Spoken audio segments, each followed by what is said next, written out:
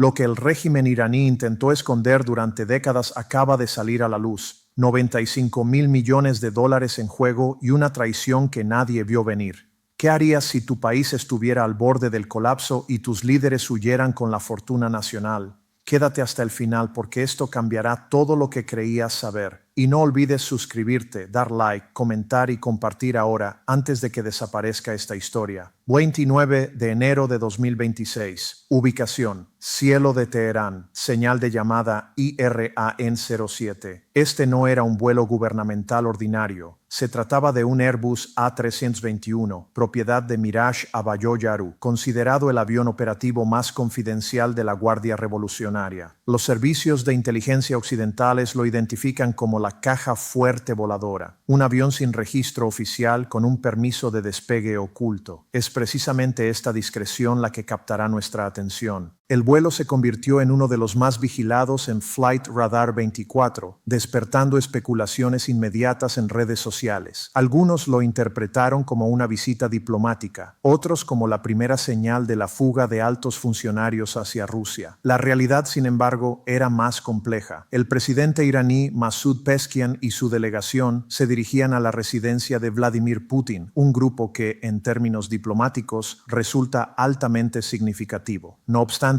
la delegación podría no ser el único contenido del avión. Fuentes de la oposición sugieren que transportaba una carga que podría alterar el destino económico del país. La ruta estaba fijada hacia Moscú en pleno invierno y se especula que llevaba la fortuna de 95.000 millones de dólares de la familia Jamenei, posiblemente ofrecida a Putin. Para comprender la magnitud, conviene analizar la ruta. El avión sobrevoló el mar Caspio por el corredor más seguro, evitando al máximo el espacio aéreo internacional. El secretismo pudo obedecer a sanciones internacionales o al intento de ocultar un envío extraordinario. Según la información filtrada, la carga incluía llaves físicas y digitales de los activos del CTAD-CAD, controlados directamente por Chmenoi. Este imperio financiero controla sectores estratégicos, petróleo, medicina, bienes raíces y telecomunicaciones, con un valor aproximado de 95.000 millones de dólares. Mientras la población iraní luchaba por un pedazo de pan en las calles, la élite trasladaba este capital a Rusia, un refugio seguro. En efecto, lo que se percibía como una visita podría constituir una operación de evacuación encubierta. Estos detalles rara vez logran visibilidad mediática, pero son cruciales para entender la dinámica de poder y riqueza dentro del régimen. Si apoyamos el análisis con datos verificados y comentarios, podemos superar la narrativa superficial del algoritmo de redes. Mi objetivo es presentar información precisa, basada en hechos, sin titulares sensacionalistas. Es plausible que Pezeshkian no viajara a Moscú simplemente para reunirse con Putin, sino para asegurar la pensión de Jamenei y garantizar un plan de contingencia del régimen. Mientras tanto, en Teherán, el terreno político se derrumba bajo los pies del líder religioso. En los últimos días, la Armada de Estados Unidos consolidó su presencia en el Golfo Pérsico y el Mar de Omán. El portaaviones USS Abraham Lincoln, acompañado de los destructores USS Frank y Peterson Jr., estableció un control total, un asedio que bloquea la exportación de petróleo iraní y limita la logística internacional del país. El Pentágono dejó claro que está listo para cualquier acción directa, apuntando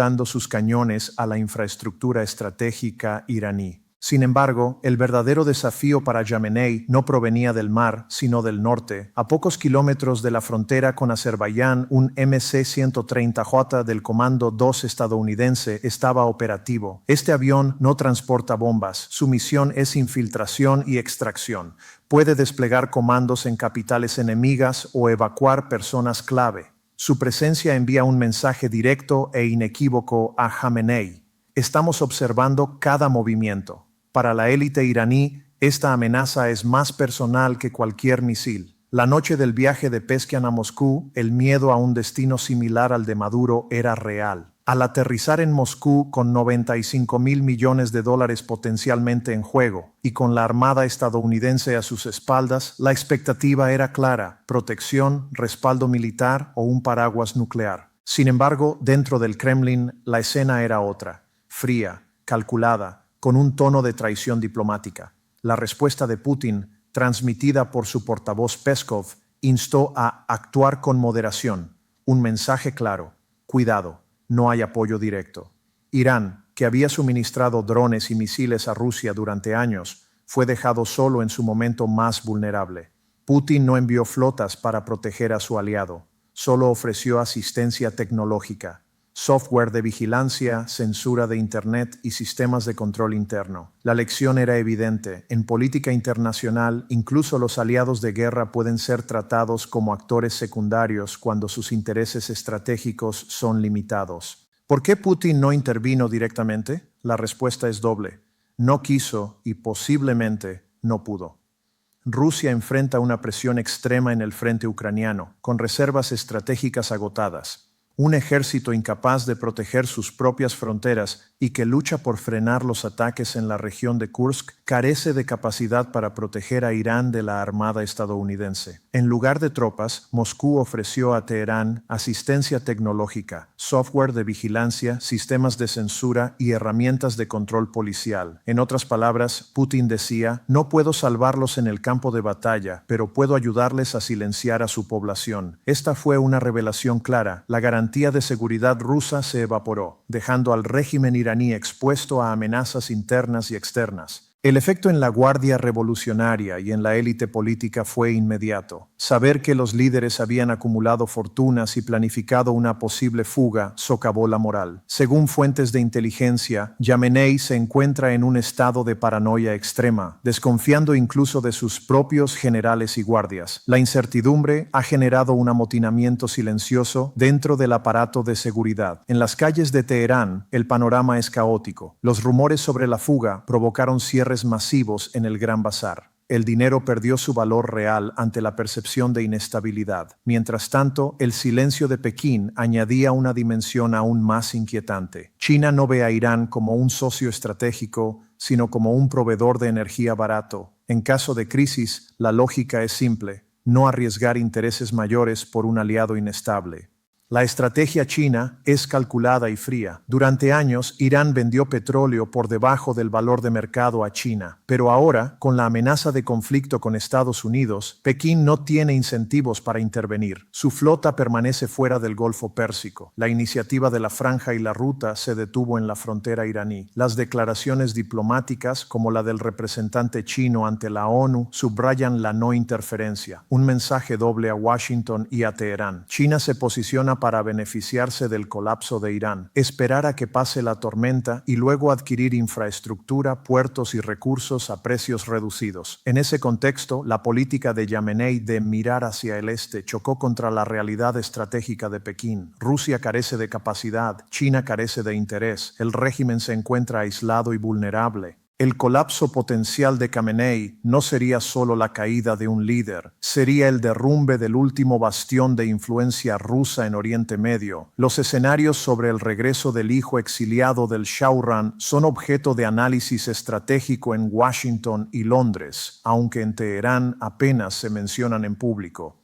La lección es clara: los dictadores no tienen amigos, solo planes de escape, y esos planes raramente incluyen al pueblo. La llegada de Yamenei a Moscú no garantiza salvación, sino que marca el inicio de un proceso de desintegración política. El regreso del líder de 85 años podría desencadenar la lucha de poder más intensa en la historia reciente de Irán, con preguntas sobre la sucesión que hasta ahora eran susurradas en los pasillos del poder.